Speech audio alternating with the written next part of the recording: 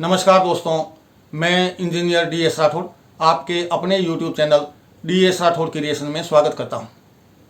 आओ ज्योतिष सीखें, इस सीरीज का आज ये 16वां एपिसोड है और इस एपिसोड में आज हम ये जानेंगे कि किसी भी कुंडली में कौन सा ग्रह शुभ फल देगा व कौन सा ग्रह अशुभ फल।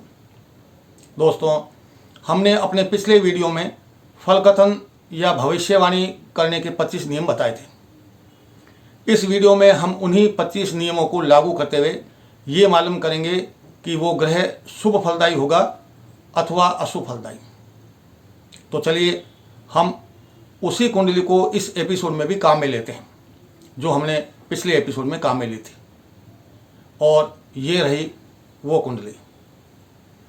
और इस कुंडली से हम ये जानने की कोशिश करते हैं कि यह कुंडली जिस भी जातक की है उस जातक को शनि ग्रह का शुभ फल मिलेगा या अशुभ फल, यानी उस जातक के लिए शनि ग्रह शुभ रहेगा या अशुभ।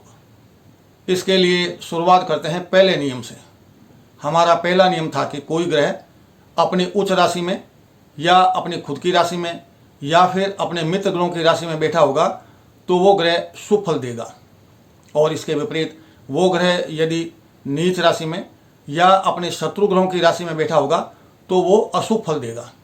यहाँ इस कुंडली में शनि उच्च राशि में नहीं बैठे हैं, क्योंकि शनि की उच्च राशि तुला राशि होती है और न ही अपने मित्र ग्रह की राशि में बैठे हैं, बल्कि इस कुंडली में शनि अपने शत्रु सूर्य की सिंह राशि में बैठे हैं, जिसकी वजह से हम यहाँ शनि को -1 नंबर दे देते हैं।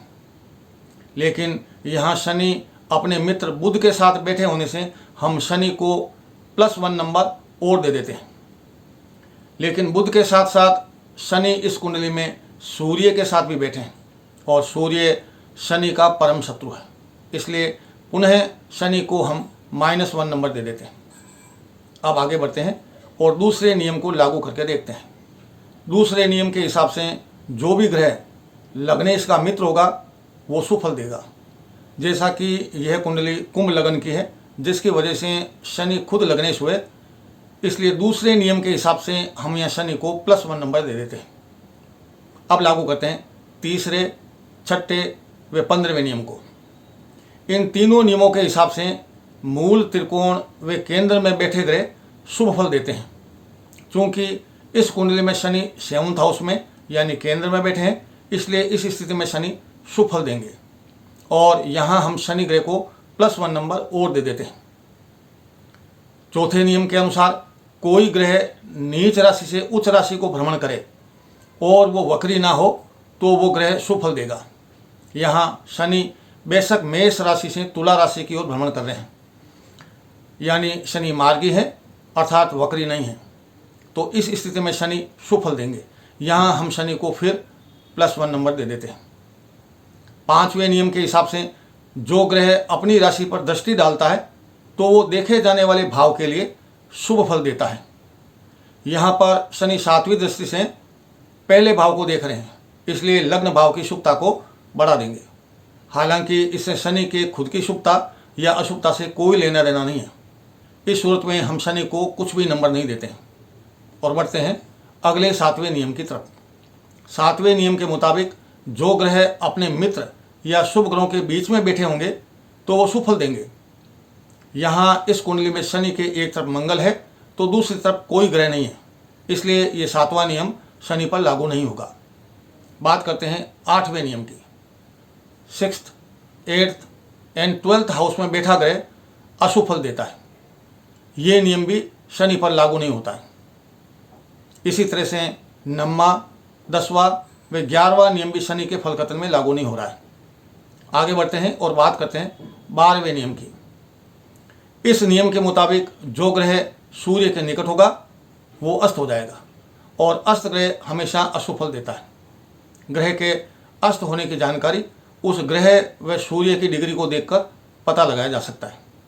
दोनों ग्रह यानी सूर्य व दूसरा वो ग्रह जिसके अस्त होने का पता लगाना है, उन दोनों ग्रहों की डिग्री आसपास की है तो वो ग्रह अस्त कहलाएगा। यहाँ शनि ग्रह सूर्य के निकट नहीं है, इसलिए ये नियम भी शनि पर लागू नहीं होगा। बात करते हैं अगले नियम की। इस नियम के हिसाब से first, fourth, seventh and 10th house के लॉर्ड यदि शुभ ग्रह हैं तो वो अपनी शुभता छोड़ देंगे, और यदि इन चारों ग्रहों के लॉर्ड अशुभ ग्रह हैं तो वो अपनी अशुभता छोड़ देंगे। इस नियम के हिसाब से लग्न यानी फर्स्ट हाउस जिसे केंद्र भी कहते हैं, इस घर के लॉर्ड शनि हैं, क्योंकि यहाँ 11 नंबर की राशि यानी कुंभ राशि है और कुंभ राशि का मालिक शनि होता है, और शनि एक क्रूर अथवा अशुभ ग्रह है। इसलिए इस नियम के हिसाब से शनि अपनी अशुभता छोड़ देंगे, इसलिए यहाँ हम शनि को +1 नंबर दे देते हैं। अब बात करते हैं 15वें नियम की। इस नियम के अनुसार केंद्र के लॉर्ड शुभ ग्रह हैं और केंद्र में ही बैठे हैं तो वो बहुत ज़्यादा शुभ फल देंगे, और यदि वो अशुभ ग्रह हैं तो बहुत ज़्यादा अशुभ फल देंगे। इस स्थिति में हम शनि को -1 नंबर देंगे, क्योंकि शनि केंद्र के स्वामी होकर केंद्र में ही बैठे हैं और शनि अशुभ ग्रह हैं, इसलिए इस नियम के हिसाब से शनि अधिक अशुभ फल देंगे। इसी वजह से हमने शनि को -1 नंबर दिया है। अब बात करते हैं 16वें नियम की। इस नियम के मुताबिक ग्रहों के बलाबल को भी ध्यान में रखना चाहिए, जिसका पता हम कुंडली में उस ग्रह की डिग्री, अस्त, वक्री जैसी स्थितियां देखकर पता लगा सकते हैं। यहाँ इस कुंडली में शनि बलवान है, इसलिए हम शनि को +1 नंबर दे देते हैं। अगर आप जिस भी कुंडली को देखें और उसमें शनि निर्बल हो तो हमें शनि को -1 नंबर देना है, और अगर शनि बलवान है तो उसे +1 नंबर देना है। अगले नियम के अनुसार कोई ग्रह 2 केंद्र स्थानों का स्वामी है तो वो शुभ फल नहीं देता है। यहाँ शनि केवल एक ही केंद्र यानी लग्न के ही स्वामी हैं, इसलिए ये नियम शनि पर लागू नहीं हो रहा है। अगले नियम के हिसाब से शनि व राहु को विच्छेदात्मक ग्रह माना गया है, और ये दोनों ग्रह जिस भी भाव में होंगे उस भाव के कारकत्वों में विच्छेद पैदा करेंगे। यहाँ शनि 7th हाउस में बैठे हैं, इसलिए यहाँ शनि 7th हाउस के कारकत्वों में विच्छेद या वियोग पैदा करेंगे, और 7th हाउस के कारकत्व होते हैं पति या पत्नी, विवाह, सगाई, शादी, ससुराल व पार्टनरशिप इत्यादि। इन सब कारकत्वों को शनि की वजह से विच्छेद या वियोग का सामना करना पड़ेगा, जिसकी वजह से जातक की सगाई, विवाह, शादीशुदा जिंदगी, ससुराल व किसी के साथ की गई साझेदारी यानी पार्टनरशिप में वियोग या विच्छेद हो सकता है, यदि उस पर किसी शुभ ग्रह की दृष्टि या शुभ ग्रह के साथ युति न बन रही हो।